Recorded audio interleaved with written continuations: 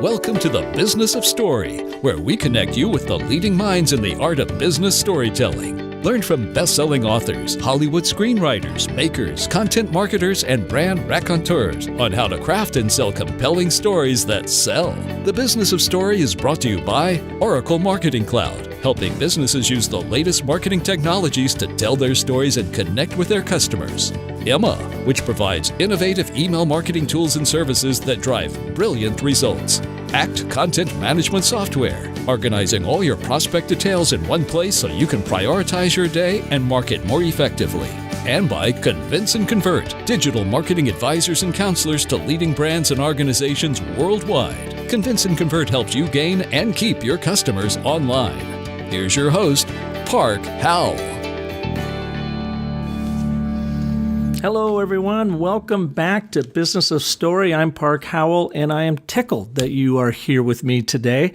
We have a mind-blowing show on this episode. We are going to be talking about archetypes. Brand archetypes, personality archetypes, these little characters that we develop in our minds and we apply to the brands and the people and the things in our lives to create meaning out of them, to bring them to our lives. We have an absolute expert in Margaret Hartwell, who has made an amazing book, published it a couple years ago called Archetypes in Branding, a Toolkit for Creatives and Strategists. It's a wonderful, wonderful resource, and you are going to be treated to a terrific show today.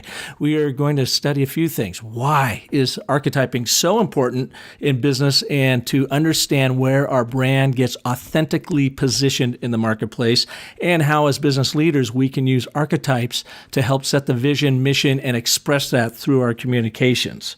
We're also going to look at the 4 primary archetypes that are found in all of us at some level or another. You'll want to stay around because these archetypes are kind of weird and maybe something you don't completely associate with yourself, like the prostitute or the victim archetype. Anyways, it blew my mind. I didn't know about these 4. Margaret brought them to my attention.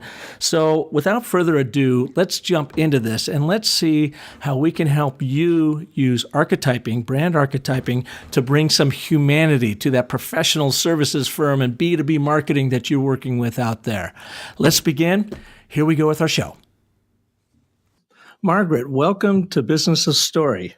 Thanks, Park. It's nice to be here. It's so nice to have you here. You and I had a chance to meet a couple of years ago at the Sustainable Brands Conference and heard you speak, and that was about 6 months after I had gotten your amazing book, Archetypes in Branding, a Toolkit for Creatives and Strategists. And for all my listeners out there, I will have to tell you that this is probably the most beautiful marketing book you will ever see. The illustrations inside of it are incredible. The writing is really phenomenal. And you take archetyping way deeper than anybody else I've ever seen, Margaret. It's just really a phenomenal guide. And you know you've got something when your creative director comes in and steals the book out of your office because he loved it so much. That's high praise indeed. Yes, thanks. Well, it was important for us to have it be visual, because it's all about symbology versus, just a cognitive tome. Well, let's talk about that for a second. What is an archetype and why is it important in branding? Okay, well, it truly is one of those words that, everyone seems to know, but no one seems to be able to define. So maybe a side door. You've probably heard me tell the story. There's a Sufi folk tale of a trickster named Nasruddin, and he was always crossing the border into Persia on his donkey, just carrying straw. And there was a border inspector that was absolutely convinced that he was smuggling stuff. And so every time he would cross the border, he would be inspected. And they went on for years. And finally, the inspector had to retire, having never found anything.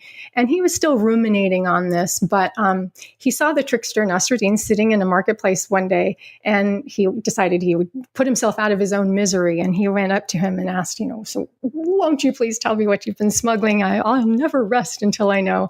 And Nasruddin was, kind enough, and he kind of amused as well. And he put him out of his torment, and he replied, I was simply smuggling donkeys.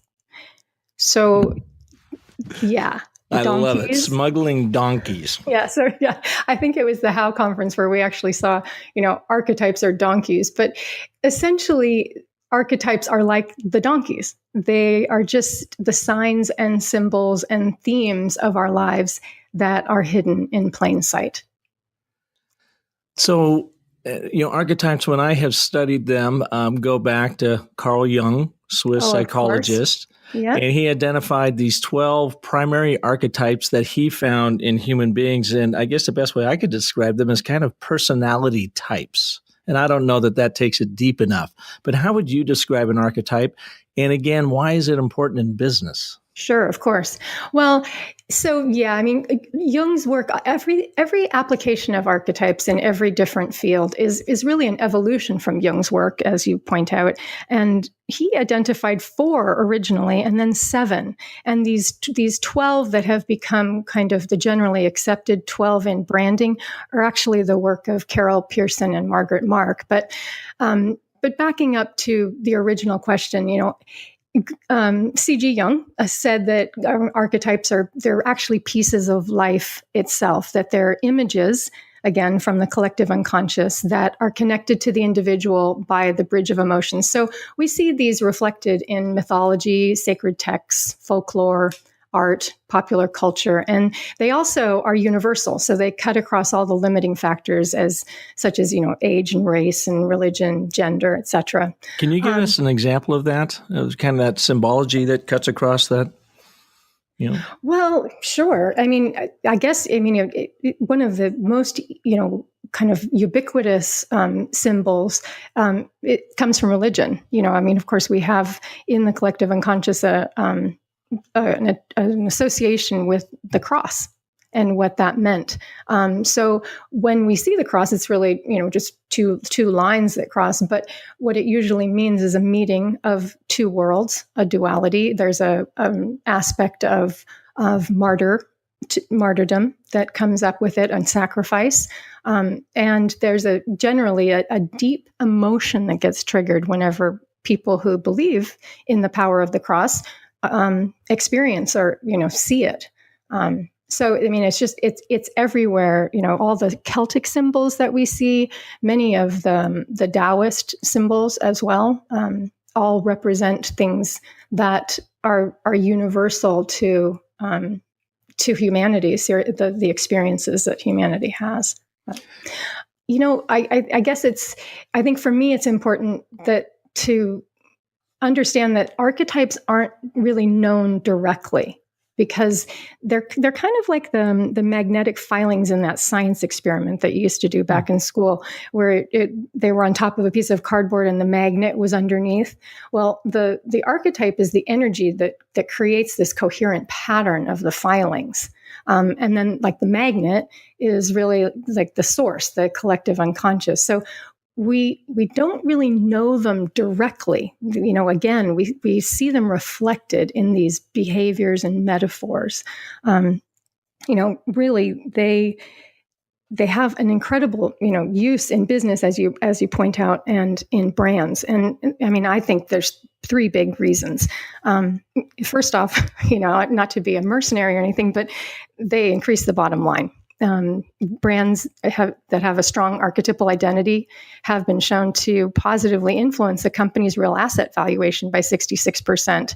And then there's other research, if we accept that an archetypal approach is also synonymous with a brand guided approach, then research out of Booz Allen Hamilton's research, it's further proof of the economic value, because the brand guided companies that they studied had profitability margins by almost, greater by almost 2x than those that didn't. So, that's the first and biggest reason why I think business should care about archetypes. And secondly, they build trust, which again, of course, has an economic value in the form of greater customer loyalty and lower employee turnover and a greater willingness to promote. And then thirdly, because they help differentiate. So, everybody's talking about how do we differentiate in a commoditized world now. And that differentiation is based on kind of owning and embodying the human component that archetypes help, which then connects people to people and human to human. So real relationships are formed when a business can focus on being true to its core motivations, its core character or personality, as you pointed out, and its core purpose and promise. And I would almost take that list and turn it upside down. I don't think that you shared it necessarily as a prioritized list, but it totally makes sense what you said. The reasons why brands should use archetypes and strong archetypes is, first and foremost, to understand themselves, their personality, and their core purpose, which then helps differentiate themselves in the marketplace. And when they live into that core purpose, they build trust and relationships among their audiences to ultimately boost and enhance the value of the overall business offering. Absolutely. I love that. Thank you I love it when anything flips, when the pyramid flips upside down.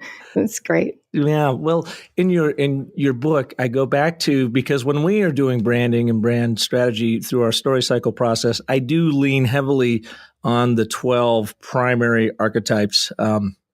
From when you Pearson and Marx, you said they have a great book, which is what? Hero and the Outlaw. The Hero and the Outlaw. That's right. And that was the first book I read on brand archetyping. And then I came across yours. Your book takes it way deeper. What do you have? 36 different archetypes. Am I right with that within the book? And then you've gone so far as to working with a brilliant designer to actually illustrating cards of each of these personality types that people can use within, their branding to really dial in who they are and what their brand stands for.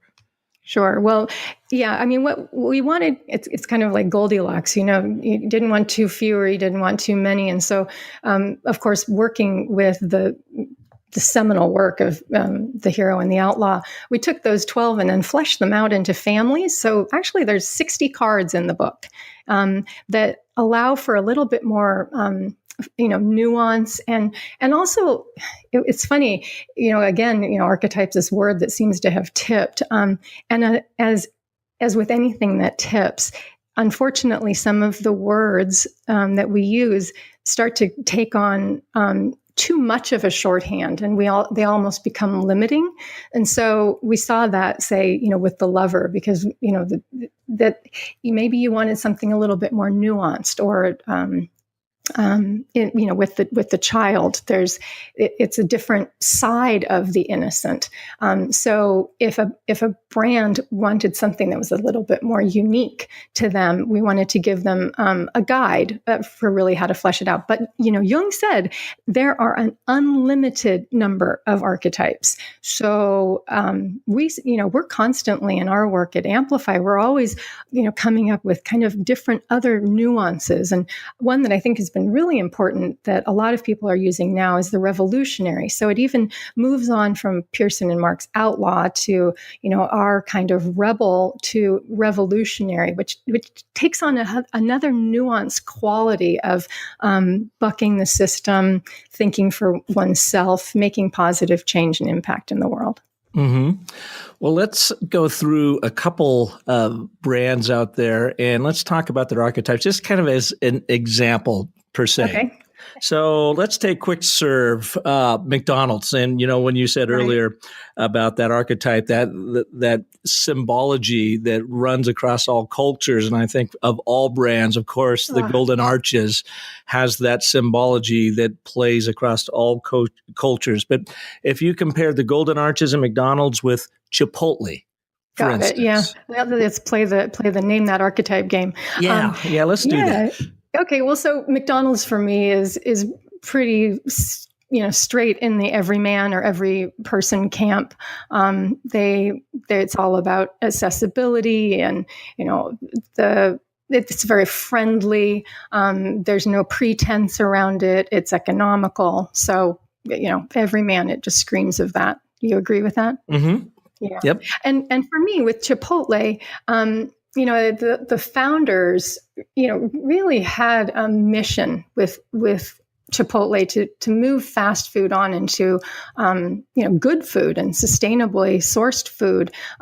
So I think that, definitely we see this in their advertising campaigns, but the brand on the whole lives a kind of stewardship component and an innocent where it's, real purity. So I would say, citizen innocent kind of combination.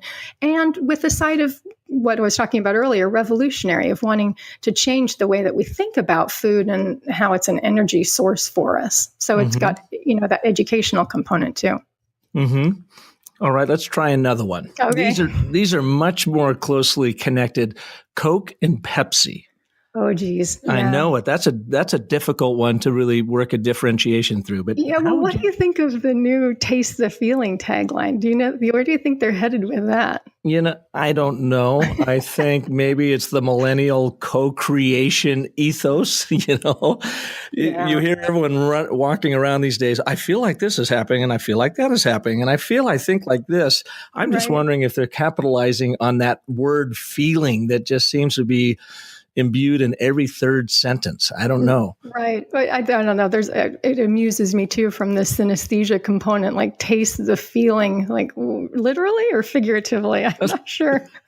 I'm not sure what you mean about that. But anyway, okay. Well, I think Coke has positioned itself pretty cleanly as idealist, as part of the innocent family. They're all about the possibility and happiness. And again, they have a certain innocence about it. There's some nostalgia, family component. Whereas I feel Pepsi takes on, and rightly so, because they do need to differentiate in, as you say, a very closely competitive market. I think they're more entertainer as part of the Jester family, with a little bit of adventurer thrown in. They seem to play with that, but more risk taking, a little bit more provocative, perhaps, but not too far. They stick pretty close to home as being part of the Jester family, I think. Right. Yeah. I hadn't thought about them as the Jester family, but it totally makes sense now that you say that. And it is an interesting way of differentiating two extraordinarily commoditized products, or in a very commoditized industry. Let's do one last one. Okay. Speaking of commodities, the computer industry, I spend a fortune on Mac products because I absolutely love them, but it does the exact same thing as a PC product, but I just can never get myself to buy a PC. So in the commoditized computer world, what is the archetype of Apple compared to Microsoft? Now, I know they're not computers, but they are in the software business, and they are hand in hand. When you talk about one, the other one just seems to pop up in conversation. Right. Well, at this point, they're really platforms, or they're really trying to position themselves as platforms. But I love the fact that you're a true believer in Apple. I have to admit, I am too. Although this planned obsolescence thing that they've got going really irritates me. Yes. But anyhow, of course, it's always going to. This play that game, play that name the archetype game is always going to, be through what lens are you looking. But generally, I think that you could say that Apple has positioned itself in a kind of rebel hero mode. I mean, 1984, the Ridley Scott ad that was just, it only played once, my goodness, but is just in the collective, so to speak, and and influences the way that we think about things. Was really pretty much rebel, but they've moved into hero, where they can help you be everything that you want to be. They are the supporter, the facilitator of how you want to live your life, how you want to create, how you want to express yourself. Whereas Microsoft, I don't think they're ever going to shake, and perhaps maybe they shouldn't, but they'll never shake the ruler. It's just in their DNA. Yeah, it's their way or the highway, basically. Absolutely. Yeah. I had Apple down as the magician, which I think falls in that same category that you were talking about, innovation and whatever. And I know people use the same archetypes and have a couple different names for them, but to me is a really fascinating study when you look at that magician, innovator type out of Apple, and then the ruler of, we're not even going to give you that great a product on the Microsoft side, but you will use it. We have the force. Right, exactly. Well, now let me ask you, Margaret, in the business-to-business world, professional services firms, seems to me that they don't do a particularly good job with brand archetyping, truly understanding their personalities. They love acronyms, which to me suck all the humanity out of business. In fact, Jess, our wonderful producer here, and I were swapping emails yesterday when when I was reading through an acronym that I didn't know what it meant. It was CTA. I should probably know that meant call to action. Right? But for some reason, I equated it as acronyms are little zombies that live in our vernacular, and they sit there cross-eyed, sucking our brains dry as we try to figure out what they mean. And I think that happens so much in business-to-business marketing. Yeah. And why don't professional services firms work harder to truly understand their archetypes and their personalities and what they stand for, and then communicate in that human form? Sure. Well, I think there's a misnomer that business and life are separate, and that the way that we are as human beings is different when we're at work, or that when we're at home. So I think that's the core thing that kind of comes up through the layers. And B2B marketing traditionally, I guess, it comes from a place where they think that you're being rational more than even people like to think that we're rational all the time. But with B2B marketing, they think, okay, it's all about features. It's all about the what, and you're still talking to people, and you're still appealing to the sense of trust and connection that is engendered when people help other people. So you have to move, I think, from the what always to how you connect on the why level, because that's how we truly trust other people, is when we understand their motives, when we sense and feel their motives. So I think the work that we've been doing is mostly B2B, and this is one of the most powerful and untapped areas for harnessing an authentic and a true emotional connection with whatever customer you have, whether it's a business or an individual or an organization. Yeah, it's a really great point. And since we're all about storytelling in business here at the Business of Story, it gets back to connecting on that human level, getting rid of the acronyms and finding that true core personality for a brand moving forward. Yeah, well, and it what prioritizes it. I mean, I want to build on your point, Art, because I think it's really important that an archetypal focus helps you to prioritize the building of relationships, and that naturally shifts the focus away from me to orient a brand more in we. Yeah, that's such a terrific point. Our guest last week on the show, Ardath Albi, who is a specialist at creating customer personas, said it essentially the same way. And she has a neat little task called pronoun shifting. Oh, neat. So when you were talking about your B2B brand, shift it from we and us and what we do to you and yours. And I think what you had just said there, in the archetype realm, it makes you think, it makes you bring humanity to a brand that is kind of an inanimate object, if you think about it, because a brand is just a story that the business makes up about itself, that its customers then go and tell on behalf of the brand. And if you don't connect on that human level with an archetypal focus of personality and purpose, you're lost. You become a features and benefits commodity, and you don't become differentiated in the world. I totally agree. And I mean, it's just laughable when people, think that, that brands are people, and they're made up of people. But like you say, they're an idea, they're a story, they're a narrative, they're an experience that you have. And you have to find ways to connect people to people on that level. Yeah, without a doubt. When I was growing up, going through college, I worked for my father's construction company, and I was a carpenter assistant, and we built very large forms for concrete pours on dam spillways. And so I was working with this old carpenter who was my mentor, and I remember hammering away one day and, of course, smashing my thumb with the hammer and throwing out a few F-bombs and throwing my hammer across the lot. And he looked at me and laughed, and he said, "Park, never let an inanimate object get the best of you." And that has always hung with me, even though that hammer smashing my finger hurt. But I do think of brands as inanimate objects, and our jobs as brand storytellers is to bring life, to breathe life into Right. into that concept. And embody the values and the mission and the vision, the promise, make it walk around, embody it. Right, right. Well, Margaret, I need to take a break for our sponsors so that they can tell their story. But when we come back, I want to cover with you these 4 interesting archetypes I've heard you speak about before that sort of imbue all archetypes. The child, the prostitute, the victim, and the saboteur. Absolutely. Those are juicy. So let's cover that when we come back right after this. Hey, if you like what you're hearing here on Business of Story, then you are going to love Definitive, the email from Convince and Convert that many marketers say is the most useful resource around. Each day, the team at Convince and Convert picks a topic and sends you the 3 best resources ever created about that topic.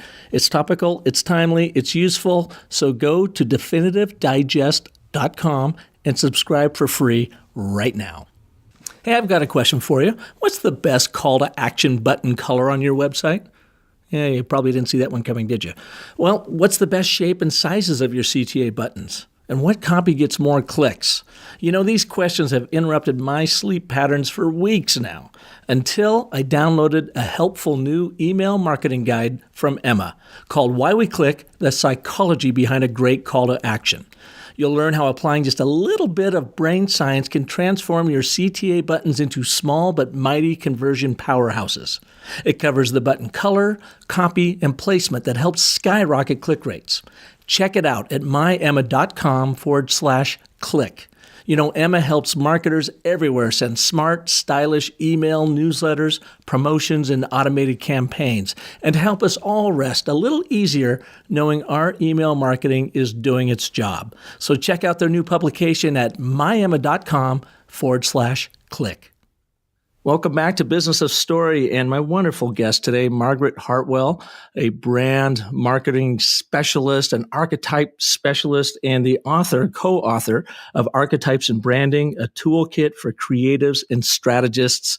And as I mentioned at the top of the show, this is literally the most beautiful marketing book you will ever have in your library. And when you put it in your library, keep your creative directors and designers away from it or buy their own copy because they will come and steal it. It's just the greatest deep dive into brand archetyping that I've ever seen. So, Margaret, you said you had 60 different cards of archetypes within your book, but they really come down to these 4 archetypes of child, prostitute, victim, and saboteur. And those are the juiciest of all the archetypes. Can you tell us, where does that construct come from? Okay, well, we didn't, 60 and counting, really. There's a lot. We didn't include in a brand archetypes book what are typically known as shadow archetypes. And I was very much influenced by the work of Carolyn Mace, who wrote Sacred Contracts. And she's a medical intuitive, and she has fleshed out a number of different archetypes as well, and has a whole process about how you apply an archetypal perspective to helping you understand yourself as an individual. And those 4 survival archetypes, as you named, are her constructs, essentially, that she asserts that all human beings and any organization that develops in any way has these 4 universal survival archetypes. And we didn't include these in the book, of course, because it started to stray into a territory that perhaps was outside the remit of this first book. But I think a shadow discussion is coming. Anyway, these 4, as you named them, 4 survival archetypes: the child, the saboteur, the victim, and the prostitute, are not necessarily negative, although we tend to think of them in the negative. But what they are is like guideposts in our lives that when those experiences of selling out, what's kind of prostitution, what you're being called to is to guard your faith, to keep the faith. So, if you think about a business, that's going to be kind of a core thing that you're always going to be thinking about. Are you giving away too much of your business to get some of the funding in? What are you willing to trade? Where will you trade? So, how do you keep the faith and keep the vision of what what you initially set out to accomplish in your company? With when the saboteur shows up, you're basically being asked to be clear about the way that you make choices.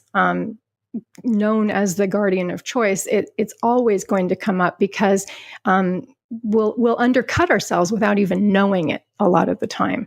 And businesses do the same thing that individuals do, because like we've talked about, they are made up of individuals. So, and why do we undercut ourselves? I think it's a natural way that we learn. We have to understand, our self-esteem issues that we might have, that basic principle of not good enough, and the competitive way that especially American culture brings us up to value over the inherent wisdom that we have, the intuitive inside wisdom. So I think that we undercut ourselves because we are being called back to ourselves, to remember what is true, to remember what is authentic. Interesting. Okay. Yeah, I mean, so all of these principles are, coming basically from Jungian psychology, and we can, like every, advertising, marketing, business in general has always had the innovation and the creativity to cross-pollinate the way that it has grown in the world and the way that it expresses itself through business. So I think it's only natural that we start to really understand that as we focus on the we, as we focus on relationships and people to people, that the issues that people deal with are universal as well. And so if we can be sensitive to those and make connections and reassurances and build the relationships based on that, then I think we have a much stronger foundation that we help each other, which is really what I think business is meant to do, is help people. How does the shadow archetype of the prostitute differ from the saboteur? Right. Well, so again, I think Carolyn Mace calls them out as guardians. So the prostitute calls you to guard your faith. The saboteur calls you to guard your choices. The victim calls you to guard your self-esteem. And the child calls you to guard your innocence, your sense of purity. Very interesting. So this part of the work isn't included in archetypes and branding, but it is truly something that has informed the way that I work with companies and the perspective that we bring at Amplify, because there's a developmental model, of course, that is in people that you also see in businesses. So you can see when these things show up, and then using an archetypal lens gives you the kind of distance so that people tend to not feel attacked when you bring it up. It gives you a way of focusing a conversation that allows there to be a little bit more objectivity somehow, so that so that it increases our engagement for culture work that we do too. So, Margaret, you've done a lot of work with brands around the world. In fact, I think you're about ready to head out on a trip down under to New Zealand and Australia, working on brand archetyping, I presume. Maybe I shouldn't presume. Do you have a story or two that you could share with us where you've seen archetyping work really well, and maybe a time when it didn't work, or what the brand, it wasn't working for the brand because they weren't doing it properly? Sure. Well, I mean, luckily, I have to say that I've had great success with all the people that I've worked with in their openness and willingness to adopt an archetypal perspective. And I guess, like so many tech startups, the initial brand was kind of mostly look and not feel. So it seemed to be lacking an emotional connection again between the higher motivations of the users and then the higher purpose of the company. So the archetypal brand process really challenged the team to see the forest through the trees. They were just seeing all these trees of features, and we needed to see the forest of the why. So they began evolving their brand platform from what essentially presented initially as a kind of sterile engineer brand to embrace more of their motivations, which was to be a pioneer and an innovator and a reformer, which gave them back their soul. And so it was interesting, too, because this company had both a B2C and a B2B remit. So this kind of brand platform helped unify the voice, heart, and mind of the company into one brand. So they weren't speaking to their B2B and the more sterile engineer voice and their B2C and something that was starting to feel a little bit more like everyman. And they embraced this innovator, pioneer, reformer, and it enlivened the conversations and allowed people to connect both internally and externally with the mission of the brand. The other interesting thing about this client is that they had a number of different target audiences. And so we extended the work into seeing if we could characterize some of the core motivations of each one of the target groups. And what ended up happening with that is that when communications were being written for these specific target audiences, it was really fun to see. But one of the writers actually had the two cards like in front of him, and he's like, "I'm facilitating a conversation, between the pioneer and the hero." So that gave him a shorthand to just naturally understand how these aspects of ourselves were and of the brand were connecting with the audience. So that was pretty fun. That's awesome. And when you get through the archetyping, you've landed on that one, primary archetype, and then maybe have some supporting archetypes around it. How do you see it get expressed then and inform their communications? So, they may have landed on the explorer archetype, but you look at the current website, and the current website, of course, is a cold, faceless data push thing. Right. How do you work with them to get it to influence how they actually express their brand to the world? Well, what's lovely about this work is that it's usually pretty obvious to them. Once you can make the internal connection with the key players that are going to be responsible for helping flesh this out and express it and embody it throughout all the different touch points that the customer has. Once they feel that, once it resonates, once it feels congruent, all I've had to really do is say, so now we're going to look at your various artifacts, and I want you to tell me, how does this artifact, let's use the website for, since that is what you brought up, how does this design, how does this user experience, how does this structure, how does this visual presentation actually feel like the innovator, pioneer, and reformer? And they say, it doesn't. It's just obvious to them. And they, we need to make it, we need to make sure that that's aligned. We need to make sure that we're being congruent about this. So they generally start throwing up Post-its then on all the different places where they want to infuse and enliven these different communications, these different presentations, different touch points with an archetypal basis. How long has archetyping been around in branding? Oh gosh. Well, I think from the very beginning. I mean, everybody's familiar with Mad Men. My gosh, they were playing off of archetypes back then. In the dawn of so-called advertising. But archetyping in terms of how we connect with business per se, I think has always been there because it's always about story. Mm-hmm. That's how we that's how we learn ourselves. It's how we learn about ourselves. It's how our culture develops. This is what you do too. We are co-creators of culture in the stories that we do. So I think, I don't know that it had a beginning. I think it was just always part of what we carry with us from the collective unconscious. And I asked that question because whenever we are working with brands and developing brands, literally nobody has heard about brand archetyping. At least our clients haven't. Really? And Wow. and I'm always quite surprised in that.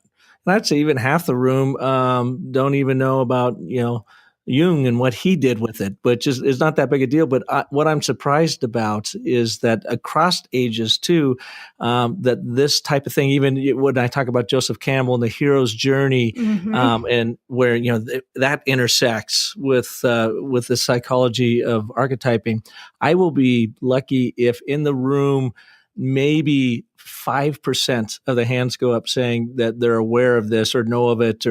And so to me, it seems like it has been around for a while and then disappeared. And I don't know if I'm just making that up in my mind, but now you're starting to see it come back again. Right. Well, I think what you're saying too is that it's become we're aware of it again, and we're aware of its impact, and we want to be intentional about how we use it now. So, making it overt, actually naming it, looking for a methodology for how to apply it, makes it more real, and it, in a sense, kind of codifies it. But I think you bring up a really great point, Park, is that this is just the water we swim in. It's always there. Because again, the collective unconscious isn't really. It's that place that is nowhere and everywhere at the same time. And all we do is we just feel these ripples from the collective unconscious, and we see them, in these symbols, but yet we experience them in our culture, in the unconscious way or conscious way, hopefully, that we make decisions, and also the way that we attach meaning to everything. So I think what the rise in an archetypal perspective is helping us to become intentional again about how are we contributing to, and how are we defining and moving forward, the way that our culture and the way that we make decisions is actually happening. Well, I think you're dead on, and I have a hypothesis as to why brand archetyping and business storytelling is more important now than ever, why I think it's had this real resurgence, and why the brands that are doing it well are the ones that are leading the pack. But I'm going to hold it because I would like to take another break for our wonderful sponsors, hear their stories. When we come back, I'll bounce my hypothesis off of you, get your take on that, and then I want to know, what is your archetype? Okay. Fair enough. We'll be back right after this.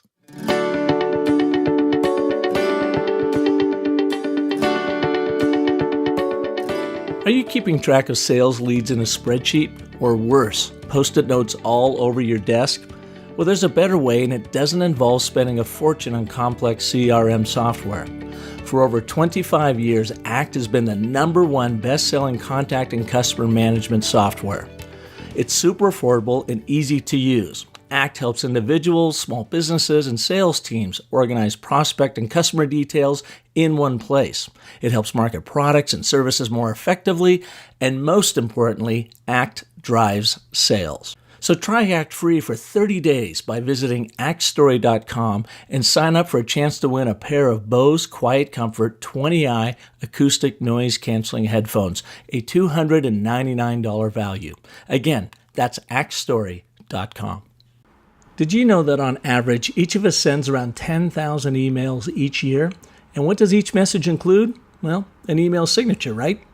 Well, Angie's List realized the reach they had with their 270 employees and decided to use their email signatures to promote their flagship customer event called the Festival of Services. Angie's List dialed up Sigster to become mission control for its email signature campaign. In minutes, each employee had a Sigster-powered call to action in their email signature. In 6 months, the campaign had been viewed more than 2 million times, resulting in 4,500 visits to the registration portal, or 38% of all visits, which meant Sigster drove more engagement than any other tracked marketing activity. Now, if you want to ignite the most ubiquitous and overlooked promotional channel in your business from one simple platform, visit Sigster.com. That's SIGSTR.com. And see how they will help you message, measure, and manage your email signature marketing. Hey, if it's good enough for Angie, it's good enough for me. your customers, employees, marketing campaigns, partners, and yes, your detractors. They're each telling a story right now about you. Where? On social media, in traditional print publications, in blog posts, on television, basically everywhere. And it's happening 24/7 in real time. Your mission? Track these stories and the sources that share them, smartly manage them, analyze them rapidly, and discern what you should do next, what you should do now. No wonder you're tired. Well, Signal Labs is a real-time, cross-media story tracking platform that makes your life easier. Their solution enables customers to quickly spot trends, see relevant stories unfold, and take action. So stay ahead of what the world thinks with Signal Labs. Learn more and sign up for a free demo at signallabs.com/story. Welcome back to Business of Story, and our guest today, Margaret Hartwell, brand strategist extraordinaire, archetypist, and the author of Archetypes and Branding, a toolkit for creatives and strategists. All right, Margaret, so I've got my hypotheses as to why I think archetyping is coming back more important now than ever to play into brand and business storytelling, especially in the business-to-business world. Mm-hmm. And that is because starting with technology, as we all know, it's leveled the playing field. And where brands used to have and control the influence of mass media, the masses are now the media. And therefore, really, really smart brands have evolved from promoters of stuff to publishers of meaningful content. And when you say meaningful content, it is always about the story that delivers the offering, no longer about the features and benefits. And it's more important now than ever because as the masses control the media, humanity is coming into this, and they're happy to share their thoughts, pros and cons about your brand and about your service on the worldwide stage of the interwebs, right? Yep. Add to that the growth of the millennial totally 1.8 generation, billion. Yeah. Pushing in, becoming very vocal co-creators in the business world, both internally and externally. And one of the things I find interesting with this particular segment is the influence that they carry, where they influence their older baby boomer parents. I know our kids, who are definitely right in the heart of the millennials, have a huge influence on myself and Michelle and what we listen to and read and watch on TV. Way more than I ever influenced my family. But this is a group of consumers and business professionals that really care to connect. They're not about the consumption as much as they are about convening, getting together and co-creating. And I think that's why business storytelling is more important now than ever. And before you can really get into your authentic, honest story, you have to, as a business, completely understand your archetype, the personality, what you stand for, to drive that purpose, to connect with your audiences, build the trust with the shared values you have with them, be true to those values and how you deliver to engage them, bring them on board and have them become brand evangelists, providing what you're selling to them is something they actually need, something that is actually going to empower them and level them up and have them become a part of this co-creation process. So that's my long-winded way of saying that's my hypothesis. It started with the interwebs. Now the masses are the media, and it's only storytelling that's going to make a difference out there in this business world. Right. I mean, in substance, absolutely. I totally agree, Park. What I'm constantly posting, on my Twitter feed and on Facebook too, about how much I absolutely am so grateful to the 1.8 billion millennials out there, because I think what they're asking of us, because they are the largest population now, and the largest population, entering the workforce, they're asking of us is to be true. To walk the talk, to be WYSIWYG, and because of the interwebs, like you say, with technology, that is now possible.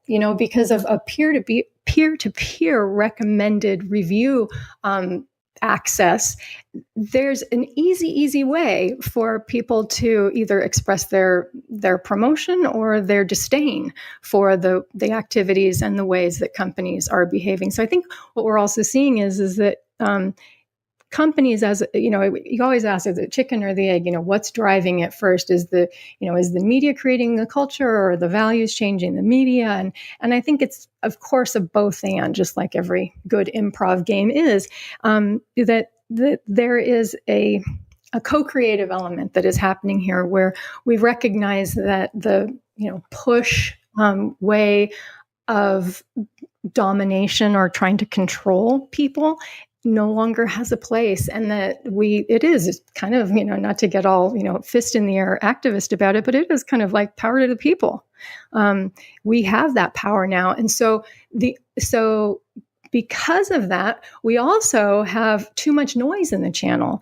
And so stories, if I'm correct in the neuroscience of this, they have, they actually give us a lovely, I think they give us a sense of oxytocin that is secreted, so that we get a feeling of well-being with a story, and we learn, we trust innately with the way that people are connecting over a story, because they're taking the time to share something that is more personal, that is more individual. So I think a bond is created on a deeper level. So you're right, that is the kind of holy grail for business now, is how do you cut through the noise of features and even benefits, and how do you cut through to that core connection of why? Mm-hmm. And I think story does that. Like and you mentioned oxytocin, absolutely right. Dr. Paul Zak, who was the discoverer of oxytocin, was on Business of Story several months ago, and he has a wonderful TED Talk about oxytocin, how we get it to emit in our brains. He says, first and foremost, through sex. That's going to do it. It's going to build trust. Number two is hugs and kisses. By the way, none of those work very well in the boardroom. But nursing. Number three is storytelling, that there's a way to live vicariously through that presenter by the stories that they tell. And that does emit oxytocin to build trust within your audiences, to make that connection you're looking for. So, yeah. All right, Margaret, as we close, I got to ask you, what is your archetype? Well, I mean, I guess there's always so many different archetypes that are alive in me at any one time, I guess, from a brand persona kind of perspective. Yes. I am falling in a very strange triad these days of provocateur from a sage perspective, but also with the idealist firmly intact. I guess that's what I get from the millennials. Give me hope that we can kind of turn this ship around, where business returns to its core purpose, which was to serve. Mm-hmm. Provocateur. I like that. Now that you say that, I read some of that in your narrative and in your writing within the book. So I can definitely see your provocateur in there. Just think differently. There it is. It's Apple all over again. I think mine has changed. When I first got into this business 30 years ago, I would definitely say I was a creator, jester, innovator. That's what I really lived to do, and I had fun across all three of those archetypes, with creator being my primary one. And now that I've got 30 years into it, a little bit more gray hair, in the studies that I've done in storytelling from Hollywood around the world to how we put it into business, I think my brand persona as it relates to the business of story is probably more sage, creator with a hint of jester. And maybe I need to have some more jester in there. Keep life fun that way, right? Well, humor is a beautiful cutting through force. But, I love the fact that you bring up the creator, because I think that that's another aspect that we're seeing, is that we are all remembering that we can all draw, that we can all be creators now. And that was something that we were told that we couldn't be. So I think that the creator is becoming more of a common through line for people, that it expresses itself throughout. So that's a really live wire for stories. Oh, for sure. Good. I'm glad to hear that. And one of my mantra is that we were all at the tops of our storytelling games in kindergarten. Indeed. And unfortunately, education and corporate constructs and social norms and political correctness have conspired to silence that inner storyteller. And really my mission now in the next chapter of my communications life is to reignite storytelling in people, because I truly believe it is the one true superpower that we all have when you think about the impact and the persuasive nature that you can have on people around the world that you don't even know through mass media, through the interwebs, and telling the right story. You can switch something on in somebody and move them to action, a complete stranger that doesn't even maybe speak your language as their first native tongue, and yet you can still move them to action. To me, that is the one true innate superpower we all have. And we just need to find that voice through the creator in all of us to move forward. Yeah, I agree. And using an archetypal foundation is that universal place that it's sourced from. I mean, we see this repeating everywhere. I mean, you brought up Joseph Campbell. I mean, hello, George Lucas and the entire Star Wars series. We've got Harry Potter. I mean, it's everywhere. The concept that we share these universal challenges and universal motivations. And the more that we can own them authentically and play them out with respect and honor to to other human beings and other animals and other beings and other the planet and as a whole, the more those stories will positively influence our culture. Without a doubt. Margaret, where can our listeners learn more about you, find your book, and so forth? Oh, well, yeah, of course. Amazon is a really good source, but also archetypesandbranding.com has a lot of other resources. Specifically, our library has a lot of the books that I read that have really influenced the work. I mean, we stand on the shoulders of giants here. And also, we just got new decks made too, so that you don't have to necessarily punch the cards out of the book. Now you can get a secondary deck as well. But I'll have to order mine up then, because I haven't had the guts to punch them out of the book because the book is so beautiful in and of itself. Well, Park, I will send you a deck. How's that? Well, thank you. I didn't know if that plea was too obvious or not, but that's awesome. That's all good. I'll walk right into it. Yeah. Thank you, Margaret, and thank you, everyone, for listening to this edition of Business of Story. It's always my absolute pleasure to bring story artists to you like Margaret Hartwell and her work in brand archetyping. And if you like what you're hearing here, please share it with your world. Hit iTunes for me. Give me a rating there. Send a note. And if there's anything that you would like for me to be covering, please shoot me an email at park@businessofstory.com. So come on back next week when we will have another amazing story artist for you to help you hone your storytelling skills. As I said, the one true innate superpower that you have. Let's reignite it. So for Business of Story, I'm Park Howell. I will see you next Wednesday, or you will hear me next Wednesday. And until then, have a wonderful life.